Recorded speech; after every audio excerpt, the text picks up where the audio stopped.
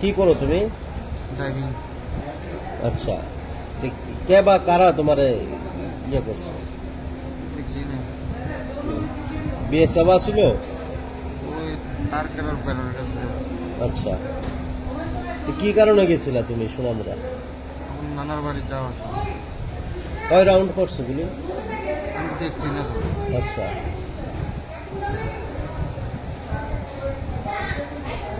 এই গাড়ি নিয়ে গেছিলা নাকি এমনি গেছিলা?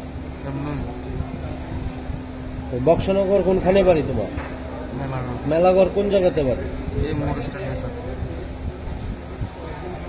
আর যেই জায়গাতে ঘটনা হয়েছে ওই জায়গাটার কি নাম? কি নদীর পার কি জায়গার নাম জানি তো এটা। আচ্ছা, আর ওই যেই জায়গাতে তোমার গুলি করছে এখান থেকে তার কাটার বেড়া কতটুকু দূরে? 100 মিটার। আচ্ছা, তো ওই জায়গাতে যাওয়ার সময় কেউ বাধা দিছে না তোমারে? কেউ আসিল ওইখানে?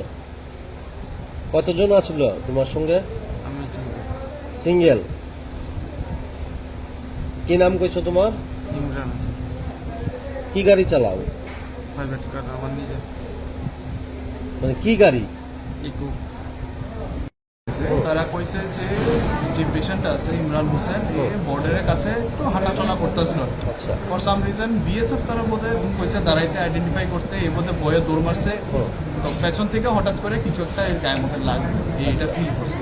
তারপরে তো সোনামুড়া থেকে রেফার করে আমরা এখানে এলো, আমরা এক্স রে করাইলাম, সোনোগ্রাফি করাইলাম, করাই দেখলাম যে পিঠের মধ্যে একটা ছোট্ট ফরেন বডি আছে, আচ্ছা, মেটালিক লাগতেছে। এখনই আমরা জেনারেল সার্জন আছে তার টিমের ইনফর্ম করছি, আপাতত পেশেন্ট স্টেবল আছে। সার্জন টিম এটা উঠাইয়া তার ডিসাইড করবো কি এক্সট্রা করবো না কি করবো। আমরা প্রোফাইলেটিক কাভারেজ অ্যান্টিবায়োটিক কাভারেজ যা রাখতেছে পেশেন্ট আপাতত স্টেবল আছে।